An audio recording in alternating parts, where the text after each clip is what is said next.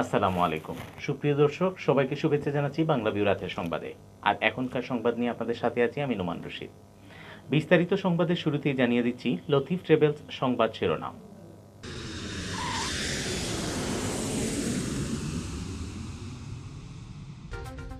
Corona মহামারীর কারণে বন্ধ থাকা শিক্ষা প্রতিষ্ঠানের চলমান ছুটি বাড়ল 11 সেপ্টেম্বর পর্যন্ত। পরিস্থিতি নিয়ন্ত্রণে আসলে ধাপে ধাপে খুলবে শিক্ষা প্রতিষ্ঠান।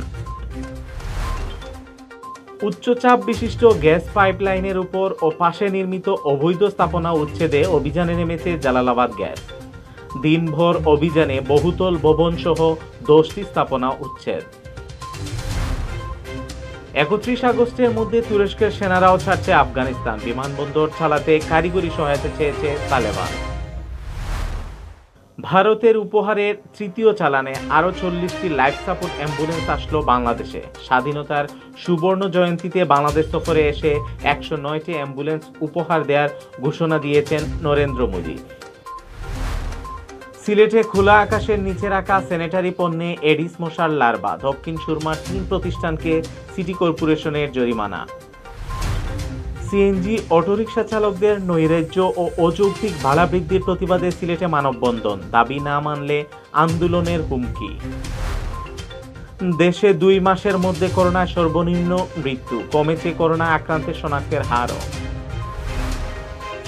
সিলেটেও কমেছে আক্রান্ত শনাক্তের হার, তবে আগের দিনের চেয়ে বেড়েছে মৃত্যু।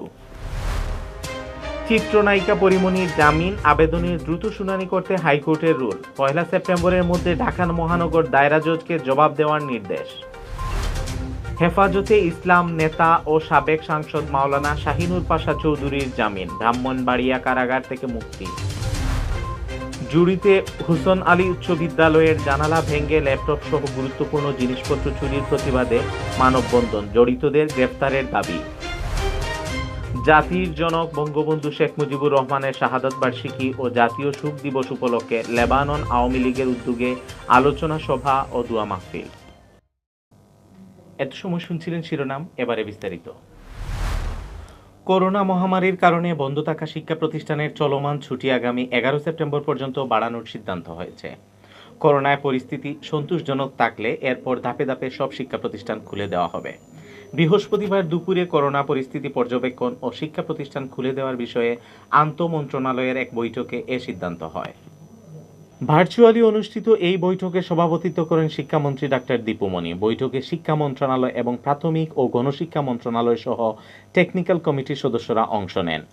বিকেলে শিক্ষা মন্ত্রণালয়ের এক সংবাদ বিজ্ঞপ্তিতে জানানো হয়, সারা দেশে করোনা পরিস্থিতির কাঙ্ক্ষিত উন্নতি না হওয়ায় শিক্ষার্থী, শিক্ষক, কর্মচারী ও অভিভাবকদের স্বাস্থ্য সুরক্ষা এবং সার্বিক নিরাপত্তার কথা বিবেচনা করে এ সিদ্ধান্ত নেওয়া হয়েছে।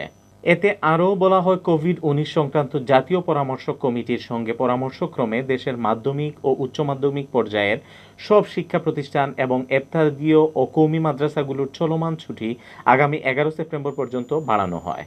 জানা যায়, আন্তঃমন্ত্রণালয় বৈঠকে বিশ্ববিদ্যালয় খোলার বিষয়ে আলোচনা হয়েছে। বৈঠকে শিক্ষামন্ত্রী জানান, স্বাস্থ্যবিধি মেনে আগামী 15 অক্টোবর থেকে শর্ত সাপেক্ষে ধাপে ধাপে বিশ্ববিদ্যালয় খোলা যেতে পারে। এর জন্য কোনো বিশ্ববিদ্যালয়ে কতজন শিক্ষক শিক্ষার্থী টিকা নিয়েছেন তার তথ্য ছক আকারে বিশ্ববিদ্যালয়ের মঞ্জুরি কমিশনে পাঠাতে হবে। গত কয়েকদিন ধরে করোনা সংক্রমণের হার নিম্নমুখী। বুধবার পরীক্ষার তুলনায় সংক্রমণের হার ছিল 14.76%। মঙ্গলবার ছিল 15.12 ও এর আগের দিন সোমবার ছিল 15.54%। বিশেষজ্ঞদের ধারণা, সেপ্টেম্বরের মধ্যে সংক্রমণের হার অনেক নেমে যেতে পারে। বিশ্ব স্বাস্থ্য সংস্থার মানদণ্ড অনুযায়ী কোনো দেশে বা এলাকার সংক্রমণ 5% নেমে এলে শিক্ষা প্রতিষ্ঠান খুলে দেওয়া যায়। 2020 সালের 8 মার্চ দেশে প্রথম করোনা রোগী শনাক্ত হওয়ার পর 17 মার্চ থেকে এখনো পর্যন্ত বন্ধ রয়েছে দেশের সব স্তরের শিক্ষা প্রতিষ্ঠান। এরপর গত 17 মাসে মোট 22 দফা ছুটি বাড়ানো হয়েছে। এর মধ্যে 24 মে ও 13 জুন শিক্ষা প্রতিষ্ঠান খুলে দেওয়ার ঘোষণা দিয়েও করোনার ঊর্ধ্বগতির কারণে তা সম্ভব হয়নি। সবশেষ 31 আগস্ট পর্যন্ত ছুটি বাড়ানো হয়। উচ্চচাপ বিশিষ্ট গ্যাস পাইপলাইনের 10 ফুটের ভিতরে গড়ে তোলা অবৈধ স্থাপনা উচ্ছেদ ও দখলকৃত ভূমি উদ্ধার অভিযান আবারও শুরু করেছে Jalalabad gas transmission and distribution company limited. বৃহস্পতিবার সকাল থেকে দ্বিতীয় দফায় সিলেট নগরীর বালুচর এলাকা থেকে এই অভিযান শুরু হয়।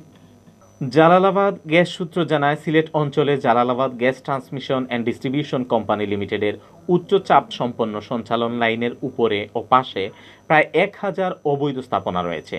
এর মধ্যে উচ্ছেদের জন্য এখন পর্যন্ত প্রায় 250 স্থাপনা চিহ্নিত করা হয়েছে।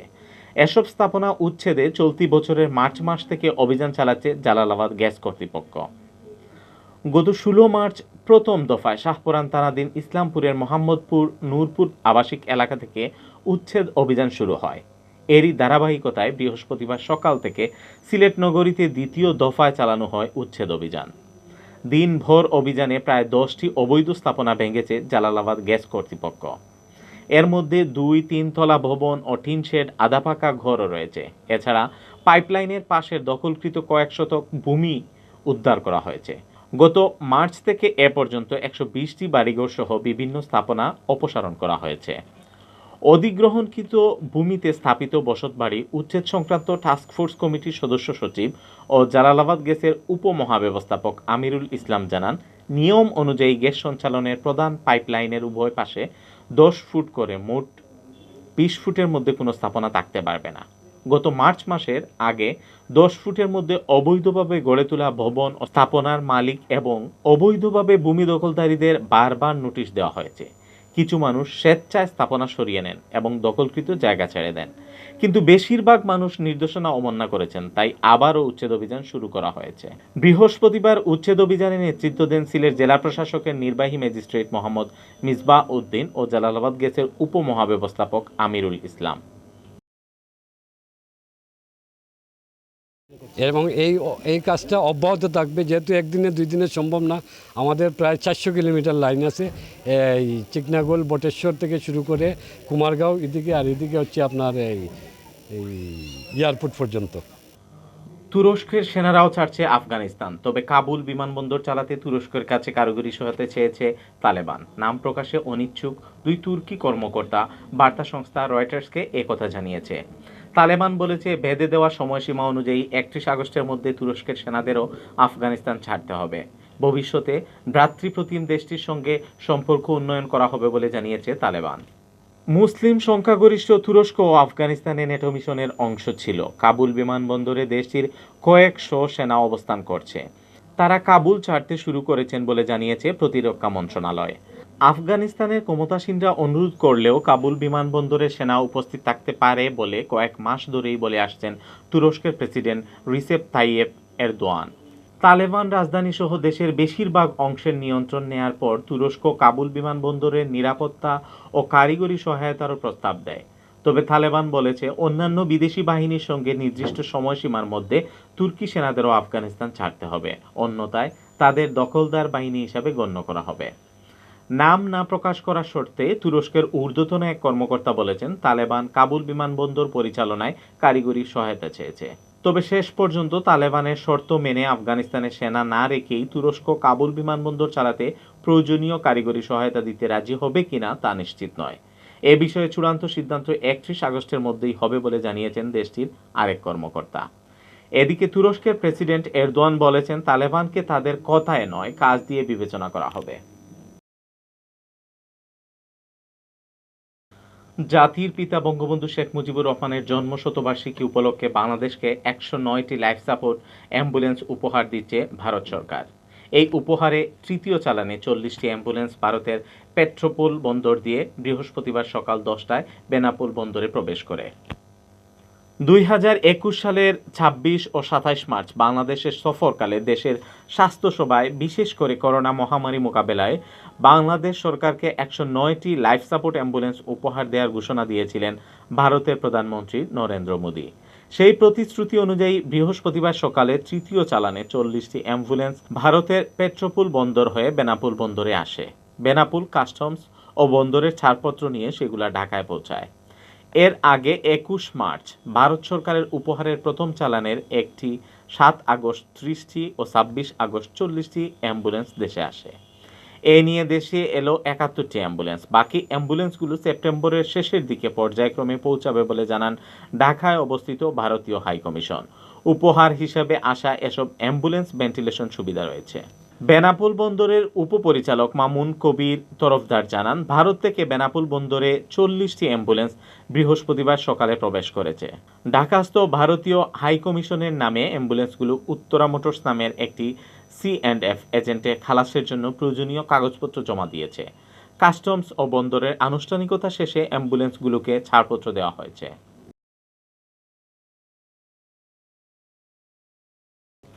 সিলেট নগরীতে খোলা আকাশের নিচে ফেলে রাখা স্যানিটারি পণ্যে মিলছে ডেঙ্গু জীবাণুবাহক এডিস মশার লার্ভা। স্যানিটারি পণ্যে পানি জমিয়ে রেখে এডিস মশার প্রজননের সুযোগ করে দেওয়ার অভিযোগে জরিমানা করা হয়েছে 3 প্রতিষ্ঠানকে। বৃহস্পতিবার কিন ব্রিজের দক্ষিণ প্রান্তরে স্যানিটারি মার্কেটে অভিযান চালিয়ে ভ্রাম্যমাণ আদালত পরিচালনা করে এই জরিমানা আদায় করে সিলেট সিটি কর্পোরেশন। ভ্রাম্যমাণ আদালত পরিচালনা করেন সিটি কর্পোরেশনের নির্বাহী ম্যাজিস্ট্রেট সুনন্দা রায়। এ সময় সিসিকের প্রধান স্বাস্থ্য কর্মকর্তা ডাক্তার জাহিদুল ইসলাম সহ কর্পোরেশনের কর্মকর্তারা উপস্থিত ছিলেন। অভিযানকালে 3টি প্রতিষ্ঠানকে 5,000 টাকা করে 15,000 টাকা জরিমানা করা হয়। এ সময় দোকানের সামনে খোলা আকাশের নিচে রাখা স্যানিটারি পণ্য সরিয়ে নিতে সিটি কর্পোরেশনের পক্ষ থেকে 1 সপ্তাহের সময় বেঁধে দেওয়া হয়।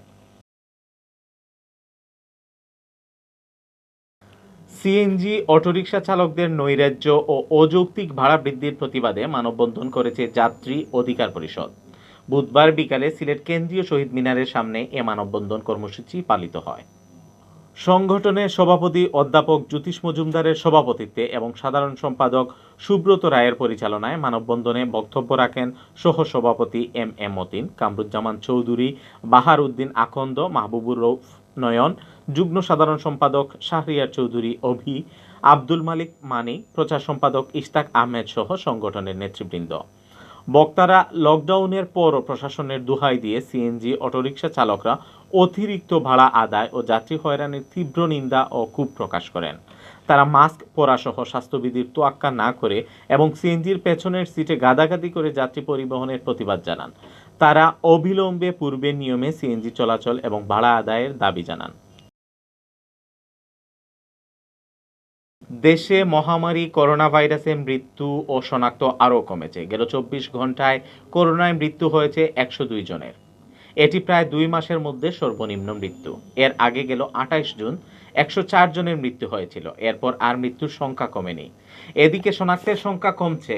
গেল 24 ঘন্টায় আক্রান্ত শনাক্ত হয়েছেন আরও 4,698 জন। শনাক্তের হার 13.77। বৃহস্পতিবার বিকেলে স্বাস্থ্য অধিদপ্তরের অতিরিক্ত মহাপরিচালক নাসিমা সুলতানা স্বাক্ষরিত বিজ্ঞপ্তিতে এসব তথ্য জানানো হয়। এখন পর্যন্ত দেশে করোনায় মোট মৃতের সংখ্যা দাঁড়িয়েছে 25,729 জনে, আর শনাক্তের সংখ্যা 14,82,628 জন। বিজ্ঞপ্তিতে বলা হয়, গত 24 ঘন্টায় 34,111টি নমুনা পরীক্ষা করে 4,698 জনের করোনা শনাক্ত হয়। শনাক্তের হার 13.77। আর এই সময় সুস্থ হয়েছেন 8,314 জন। দেশে করোনা থেকে সুস্থ হওয়ার রোগীর সংখ্যা দাঁড়িয়েছে 13,97,885 জন। স্বাস্থ্য অধিদপ্তর জানায়, গেল 24 ঘন্টায় মারা যাওয়া 102 জনের মধ্যে 52 জন পুরুষ ও 50 জন নারী। এর মধ্যে 37 জনের মৃত্যু হয়েছে ঢাকা বিভাগে। এরপর চট্টগ্রাম বিভাগে দ্বিতীয় সর্বোচ্চ 24 জন মারা গেছেন। এছাড়া সিলেট বিভাগে 13 জন, খুলনা বিভাগে 8 জন, বরিশাল বিভাগে 6 জন, রাজশাহী ও ময়মনসিংহ বিভাগে 5 জন করে এবং রংপুর বিভাগে 4 জন মারা গেছেন। বিজ্ঞপ্তিতে জানানো হয়, দেশে এখন পর্যন্ত মোট নমুনা পরীক্ষা বিবেচনায় শনাক্তের হার 16.87%, আর মোট শনাক্ত বিবেচনায় সুস্থতার হার 94.28% এবং মৃত্যুর হার 1.74%। 2020 সালের 8 মার্চ দেশে প্রথম করোনা রোগী শনাক্ত হয়। এরপর 10 দিন পর 18 মার্চ পর্যন্ত প্রথম মৃত্যুর খবর আসে। কয়েক মাস সংক্রমণ ও মৃত্যুর হার ঊর্ধ্বগতিতে থাকায় পরে অনেকটা নিয়ন্ত্রণে চলে আসে।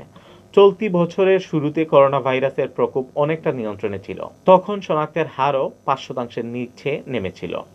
তবে গত মার্চ মাস থেকে মৃত্যু ও শনাক্ত আবার বাড়তে থাকে। জুলাই মাস জুড়ে পরিস্থিতি বেশি মারাত্মক পর্যায়ে থাকলেও গত কয়েকদিন ধরে পর্যায়ক্রমে কমেছে মৃত্যু ও শনাক্তের সংখ্যা।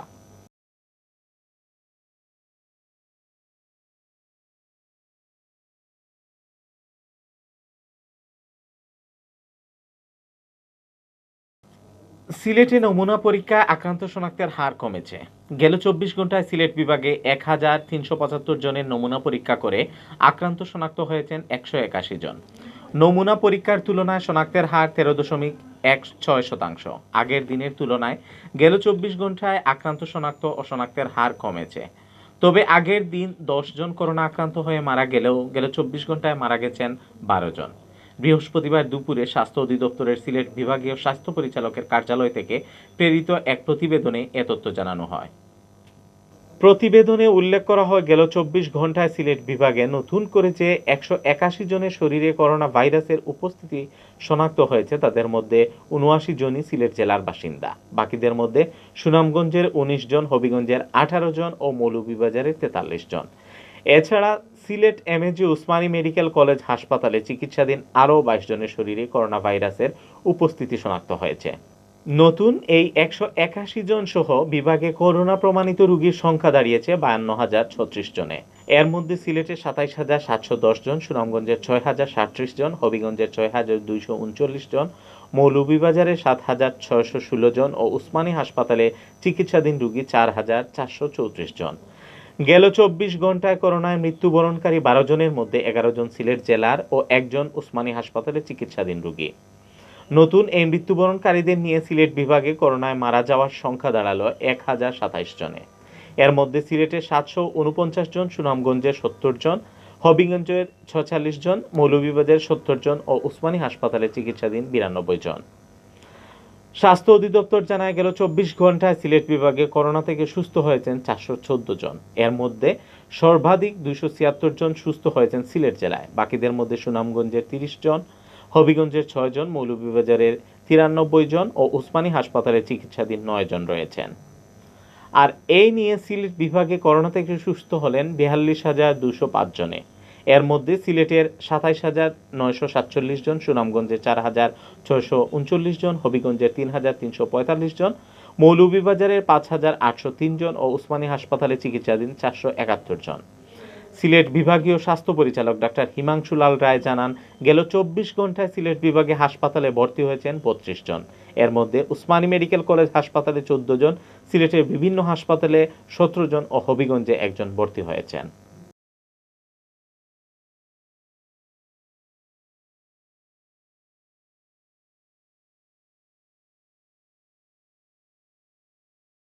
ঢাকা মহানগর দায়রা জজ আদালতে নায়িকা পরীমনির দায়ের করা জামিন আবেদন দ্রুত শুনানি করতে কেন নির্দেশ দেওয়া হবে না মর্মে রুল জারি করেছেন হাইকোর্ট। সেই সঙ্গে ১৩ সেপ্টেম্বর বিচারিক আদালতে জামিন শুনানির দিন ঠিক করে রাখার আদেশ কেন বাতিল করা হবে না জানতে চাওয়া হয়েছে রুলে।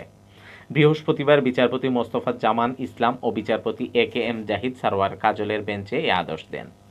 আগামী ১ সেপ্টেম্বর মহানগর দায়রা জজকে রুলের জবাব দিতে বলা হয়েছে।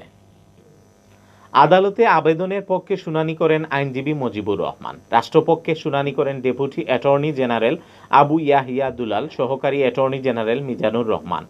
গত ২২ আগস্ট ঢাকার মহানগর দায়রা জজ মাদকদ্রব্য নিয়ন্ত্রণ আইনের মামলায় পরীমনির জামিন আবেদন শুনানির জন্য ১৩ সেপ্টেম্বর দিন ধার্য করেন। পরে এ আদেশের বৈধতা নিয়ে বুধবার আবেদন করা হয়। এতে বিলম্বে জামিন আবেদন শুনানির দিন রাখার যৌক্তিকতা নিয়ে বলার পাশাপাশি পরীমনির জামিনের আর্জিও ছিল। গত ৪ আগস্ট রাতে বনানীতে পরীমনির বাসায় অভিযান চালিয়ে তাকে গ্রেফতার করে র্যাব। পরদিন তার বিরুদ্ধে বনানী থানায় মাদক আইনে এই মামলা করা হয়। হেফাজতে ইসলামের সাবেক কেন্দ্রীয় আইন বিষয়ক সম্পাদক ও সুনামগঞ্জ ৩ আসনের সাবেক সংসদ সদস্য অ্যাডভোকেট মাওলানা শাহিনুর পাশা চৌধুরী জামিনে মুক্তি লাভ করেছেন। বৃহস্পতিবার বেলা ১:৩০টার দিকে আইনি প্রক্রিয়া শেষে ব্রাহ্মণবাড়িয়া কারাগার থেকে তিনি মুক্ত হন। এর আগে গেল ৬ মে রাত ১:৩০টার দিকে সিলেট নগরীর বনকলাপাড়া এলাকা থেকে তাকে গ্রেফতার করে ঢাকা থেকে আসা সিআইডির একটি দল। ওই রাতেই তাকে ঢাকায় নিয়ে যাওয়া হয় এবং পরবর্তীতে ব্রাহ্মণবাড়িয়া কারাগারে প্রেরণ করা হয়। ২০১৩ সালের হেফাজতের আন্দোলনের সময় সহ শাহিনুর পাশার বিরুদ্ধে একাধিক মামলা হয়। ব্রাহ্মণবাড়িয়ায় সহিংসতার ঘটনায় দায়েরকৃত মামলায়ও তাকে গ্রেফতার দেখানো হয়। বিগত ৪ দলীয় জোট সরকারের আমলে উপনির্বাচনে জোটের প্রার্থী হিসেবে সুনামগঞ্জ ৩ আসন থেকে সংসদ সদস্য নির্বাচিত হন জমিয়তে উলামায়ে ইসলাম বাংলাদেশের কেন্দ্রীয় সহসভাপতি শাহিনুর পাশা চৌধুরী। মৌলভীবাজারের জুড়িতে হোসেন আলী উচ্চ বিদ্যালয়ে জানালা ভেঙে ভেতরে প্রবেশ করে অফিসের প্রয়োজনীয় কাগজপত্র, ল্যাপটপ ও নগদ টাকা লুটের প্রতিবাদে মানববন্ধন হয়েছে। বৃহস্পতিবার সকাল 11:30টায় নয়াবাজার এলাকায় বিদ্যালয়ের শিক্ষক, শিক্ষার্থী ও স্থানীয় লোকজনের অংশগ্রহণে এই কর্মসূচি পালিত হয়। মানববন্ধনে বক্তারা এই চুরির সাথে জড়িতদের দ্রুত গ্রেফতারের দাবি জানান। পাশাপাশি চুরির ঘটনার নেপথ্যে অন্য কোনো কিছু থাকলেও সেটিও তদন্ত সাপেক্ষে বের করার দাবি জানান তারা। নয়াবাজার আহমদিয়া ফাজিল মাদ্রাসার অধ্যক্ষ মাওলানা লিয়াকত আলী খানের সভাপতিত্বে ও বিদ্যালয়ের সাবেক শিক্ষার্থী তাপস দাসের পরিচালনায় মানববন্ধনে বক্তব্য রাখেন হুসন আলী উচ্চ বিদ্যালয়ের প্রধান শিক্ষক বীরেশ রুদ্র পাল, প্রতিষ্ঠা পরিবারের সদস্য ওবায়দুল ইসলাম রুহেল, নয়াবাজার ব্যবসায়ী কমিটির সভাপতি আতিকুল ইসলাম, বিদ্যালয়ের সহকারী শিক্ষক জামিল আহমদ সহ এলাকার যুব ও ছাত্র সমাজের নেতৃবৃন্দ। গত 14 আগস্ট বিদ্যালয়ের অফিসের জানালা ভেঙে কে বা কারা ভেতরে ঢুকে 4টি ল্যাপটপ, প্রতিষ্ঠানের জরুরি কাগজপত্র, নগদ টাকা সহ অন্তত 1,20,000 টাকার জিনিসপত্র নিয়ে যায়।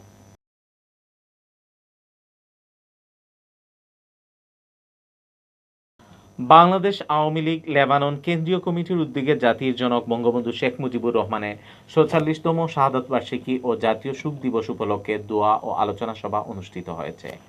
বৈরুত বিমানবন্দর এলাকার একটি ক্যাফেটেরিয়ায় এই সভা অনুষ্ঠিত হয়। লেবানন আওয়ামী লীগের সভাপতি সৈয়দ বাবুল মিয়ার সভাপতিত্বে ও সাধারণ সম্পাদক তপন ভৌমিকের সঞ্চালনায় অনুষ্ঠানে প্রধান অতিথি ছিলেন সংগঠনের উপদেষ্টা বাবুল মুন্সি।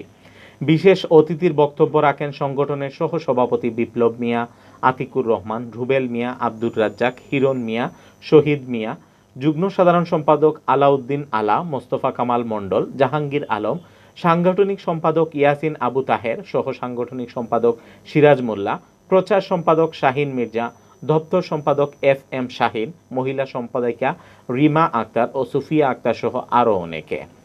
অনুষ্ঠানের শুরুতে পবিত্র কোরআন তেলাওয়াত ও জাতির জনক ও তার পরিবারের সকল শহীদদের আত্মার মাগফিরাত কামনায় দোয়া ও মোনাজাত করা হয়। নিহতদের স্মরণে 1 মিনিট দাঁড়িয়ে নীরবতা পালন করা হয়। এতক্ষণ দেখছিলেন বাংলা বিউ রাতের সংবাদ।